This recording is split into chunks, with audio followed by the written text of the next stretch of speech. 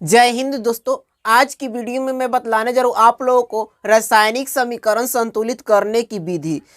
इस वीडियो में मैं आपको बतलाऊंगा कि रासायनिक समीकरण को संतुलित किस प्रकार से किया जाता है। सो मेरे वीडियो से बने रहिएगा और वीडियो को लास्ट तक देखिएगा। चलिए स्टार्ट करते हैं आज का वीडियो। संतुलित समीकरण का मतलब क्या होता है? तो संतुलित समीकरण का मतलब होगा कि तत्वों की परमाणु संख्या जो है दोनों तरफ बराबर होना चाहिए।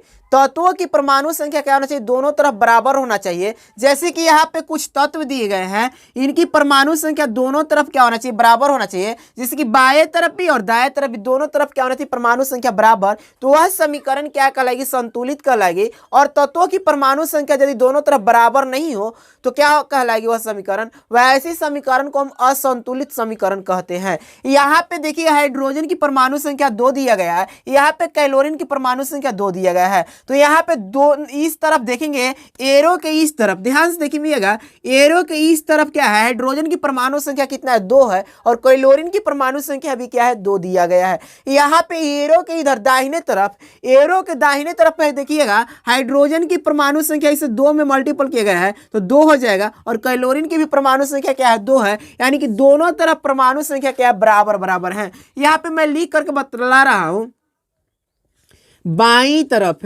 ठीक है, बाईं तरफ और इधर दाईं तरफ है, दाईं तरफ।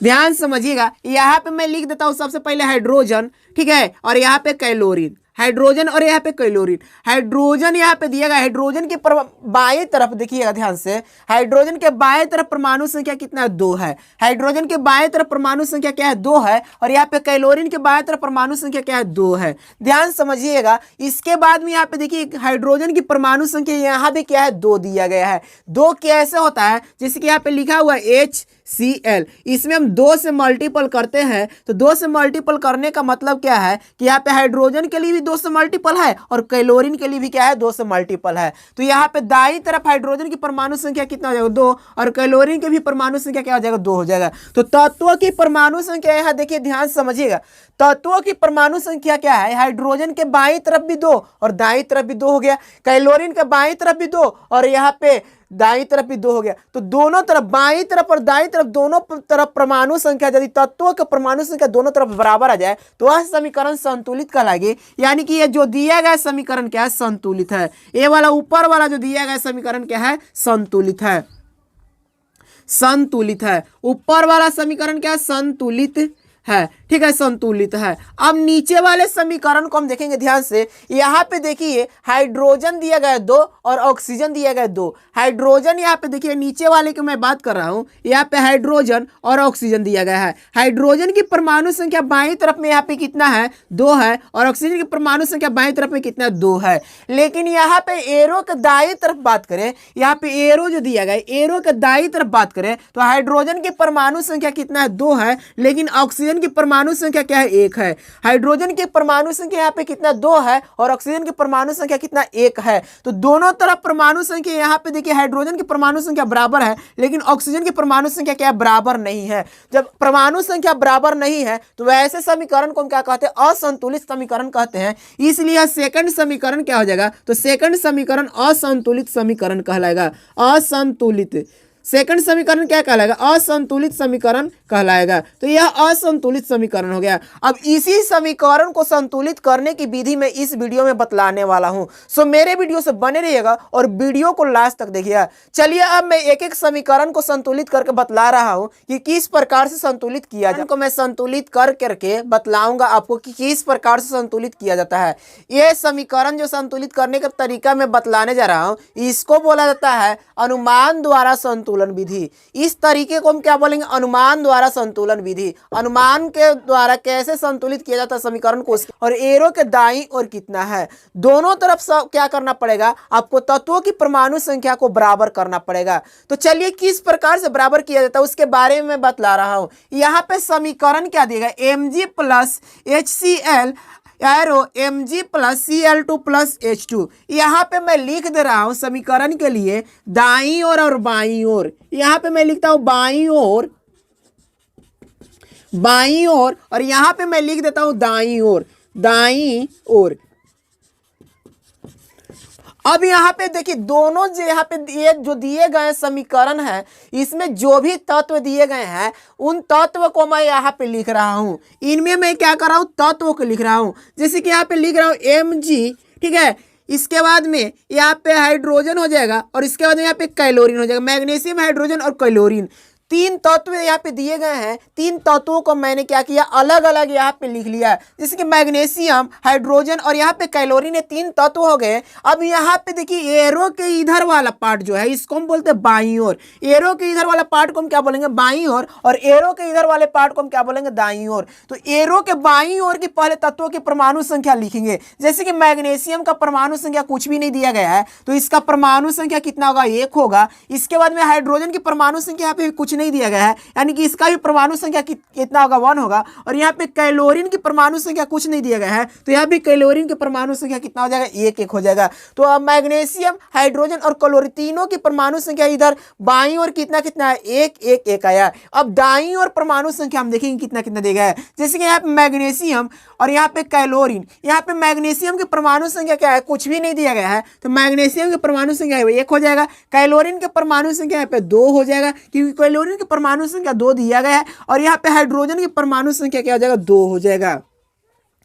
अब यहाँ पे ध्यान से समझिएगा कि यहाँ पे सभी परमाणु संख्या जो है, मैग्नीशियम के परमाणु संख्या मिल गए, लेकिन हाइड्रोजन की परमाणु संख्या नहीं मिले और कैलोरीन की परमाणु संख्या नहीं मिले। तो इन्हीं परमाणु संख्या को क्या करना पड़ेगा, आपको बराबर करना पड़ेगा। और इन तत्वों के परमाणु संख्या यदि आप बराबर कर लेते हैं तो समीकरण आपका क्या होता है, संतुलित हो जाता है, पूरी तरह से संतुलित हो जाएगा। अब मैं क्या करता हूं, इन समीकरण में थोड़ा सा मैं परिवर्तन करता हूं। जैसे कि यहाँ पे जो समीकरण दिए गए हैं इसमें मैं थोड़ा सा परिवर्तन आपको करके बतला रहा हूं। जिस समीकरण फर्स्ट को मैं यहाँ पे ले रहा हूं, दिया गया क्या, मैग्नीशियम प्लस का हाइड्रोजन क्लोरीन एरो, यहाँ पे मैग्नीशियम यानी कि MgCl2 प्लस का H2।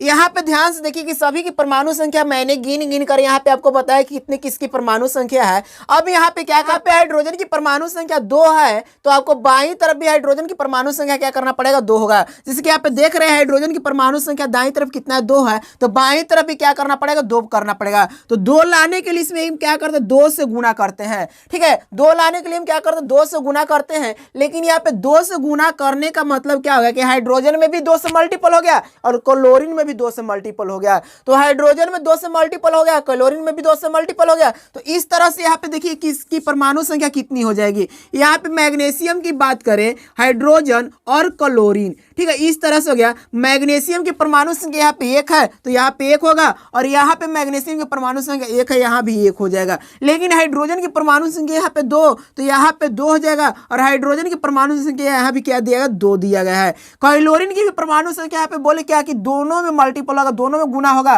तो यहाँ पे कैलोरीन की परमाणु संख्या क्या हो गया, 2 हो गया, और यहाँ भी कैलोरीन की परमाणु संख्या क्या है, 2 है। ठीक है, इस तरह से दोनों तरफ क्या हो गया, परमाणु संख्या क्या हो गया, बराबर हो गए।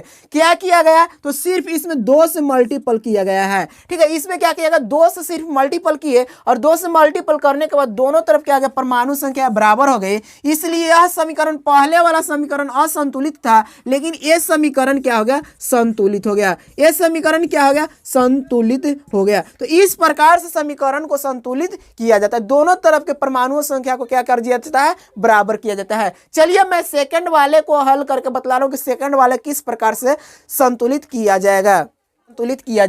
जैसे कि यहाँ पे दिया गया एल्युमिनियम, कैलोरीन, यहाँ पे दिया गया है कैल्शियम, और यहाँ पे कैल्शियम की परमाणु संख्या कुछ नहीं दिया गया, यानी कि कैल्शियम की परमाणु संख्या यहाँ पे 1 हो जाएगा, और हाइड्रो ऑक्साइड की परमाणु संख्या यहाँ पे 2 है। ठीक है, इस तरह से हम अब दाईं ओर देखेंगे तो एल्युमिनियम की परमाणु संख्या कितना है, कुछ नहीं है, यानी कि एल्युमिनियम की परमाणु संख्या कितना हो जाएगा, 1। हाइड्रो ऑक्साइड की परमाणु संख्या यहाँ पे क्या हो जाएगा, हाइड्रोक्साइड का परमाणु संख्या यहाँ पे 3 दिया गया है, यहाँ पे 3 होना चाहिए। हाइड्रोक्साइड कहाँ पे लिखा हुआ है, यहाँ पे लिखा हुआ है। हाइड्रोक्साइड की परमाणु संख्या 3 हो गया। इसके बाद में कैल्शियम और कैलोरीन, तो कैल्शियम की परमाणु संख्या कुछ नहीं दिया गया है, यानी कैल्शियम की परमाणु संख्या यहाँ पे 1 हो जाएगा, और यहाँ पे कैलोरीन की परमाणु संख्या 2 है, तो यहाँ पे कैलोरीन की परमाणु संख्या क्या होगा, 2 हो गया। इस तरह से दोनों तरफ के परमाणुओं की संख्या को हम लोग क्या किए, गिन लिए। अब परमाणु संख्या गिनने के बाद हम मिलाते हैं कि यहाँ पे ध्यान समझिएगा, एल्युमिनियम की परमाणु संख्या कितना है, एल्युमिनियम की परमाणु संख्या 1, और यहाँ भी 1 हो गया। यहाँ पे क्लोरीन की परमाणु संख्या 3 और यहाँ 2 हो गया।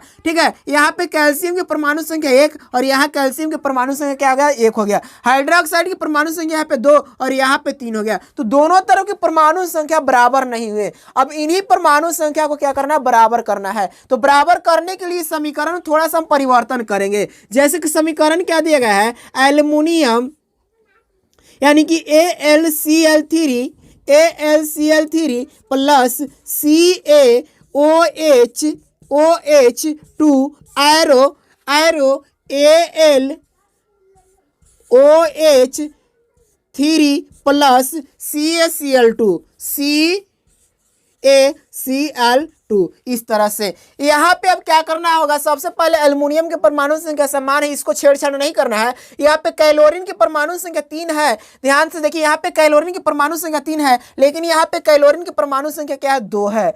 ठीक है, यहाँ पे क्लोरीन की परमाणु संख्या क्या है, 2 है। इसके बाद में यहाँ पे कैल्शियम की परमाणु संख्या देखेंगे तो कैल्शियम की परमाणु संख्या यहाँ पे 1 है और यहाँ भी कैल्शियम की परमाणु संख्या 1 है, ये दोनों बराबर है। हाइड्रोक्साइड की परमाणु संख्या यहाँ पे ध्यान दीजिए, तो हाइड्रोक्साइड की परमाणु संख्या यहाँ पे 3 और यहाँ पे क्या है, 2 है। तो इस तरह से इसको क्या करना पड़ेगा, बराबर करना पड़ेगा। तो बराबर करने के लिए ध्यान से देखिएगा किस प्रकार से आप इसको बराबर मैं क्या करता हूँ। यहाँ पे देखिए एल्युमिनियम कितना है, यहाँ पे हम सबसे पहले क्या करते हैं, 2 से मल्टीपल करते हैं। ठीक है, यहाँ पे 2 से मल्टीपल करेंगे तो 2 से मल्टीपल करने के बाद यहाँ पे देखिए इसकी परमाणु संख्या कितना हो जाएगा, एल्युमिनियम की परमाणु संख्या 2 यहाँ पे हो जाएगा। क्लोरीन के परमाणु संख्या 3 दूना 6 हो जाएगा। क्लोरीन के परमाणु संख्या कितना हो जाएगा, 3 दूना 6 हो जाएगा। एल्युमिनियम के परमाणु संख्या तो 2 हुआ, लेकिन क्लोरीन में भी तो इसमें मल्टीपल हुआ 2 से, तो क्लोरीन में मल्टीपल 2 से हुआ, तो यहाँ पे क्लोरीन की परमाणु संख्या कितना हो जाएगा, तो 6 हो जाएगा। इसी तरह से यहाँ पे हम 3 से मल्टीपल करते हैं। ठीक है, यहाँ पे 3 से मल्टीपल करेंगे तो कैल्शियम की परमाणु संख्या 3, लेकिन हाइड्रोक्साइड की परमाणु संख्या क्या हो जाएगा, 6 हो जाएगा।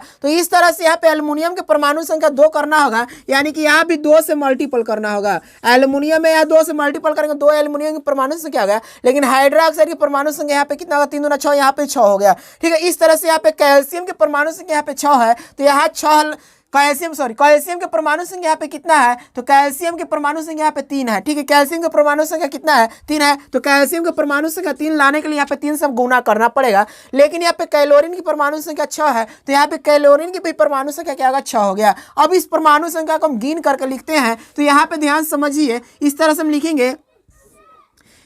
पहले हम लिखते हैं यहाँ पे मैं कर देता हूँ एल्युमिनियम, क्लोरीन और उसके बाद में कैल्शियम, उसके बाद में हाइड्रोक्साइड। इस तरह से एल्युमिनियम के परमाणु संख्या यहाँ पे देखें 2 है और यहाँ पे भी परमाणु संख्या दाईं तरफ भी देखिएगा तो कितना आ गया, 2 आ गया। यहाँ पे ध्यान दीजिए 2 हो गया। ठीक है, इस तरह से कैल्शियम की परमाणु संख्या देखिए, क्लोरीन की परमाणु संख्या देखिए, तो क्लोरीन की परमाणु संख्या यहाँ पे 3 है, यहाँ पे क्लोरीन की परमाणु संख्या 3 पहले से और 2 से मल्टीपल करने के बाद कितना हो गया, 6 हो गया। 3 दूना 6 हो गया। इस तरह से यहाँ पे देखिए कि क्लोरीन की परमाणु संख्या कितना है, तो 3 और 2 पहले से था, तो 3 से मल्टीपल किए तो इसमें भी 3 से मल्टीपल होगा, तो यानी कहने का मतलब 3 दूना 6 हो जाएगा। तो यहाँ कितना हो जाएगा, 6 हो जाएगा। इसके वजह कैल्शियम की परमाणु संख्या यहाँ पे 3 है, तो यहाँ पे 3 होगा, लेकिन कैल्शियम की परमाणु संख्या यहाँ पे देखिए 3 से है तो 3 हो गया। ठीक है, इस तरह से हाइड्रोक्साइड की परमाणु संख्या यहाँ पे देखिए 2 पहले से था और 3 से मल्टीपल करने के बाद इसमें भी मल्टीपल हो गया, तो 3 से मल्टीपल करने के बाद 6 और यहाँ पे हाइड्रोक्साइड देखिए, तो एल्युमिनियम यहाँ से 2 से मल्टीपल किए और 3 पहले से था, तो 3 दूना क्या हो गया, 6 हो गया। तो इस तरह से यहाँ पे सभी जगह परमाणु संख्या क्या हो गया, समान हो गए।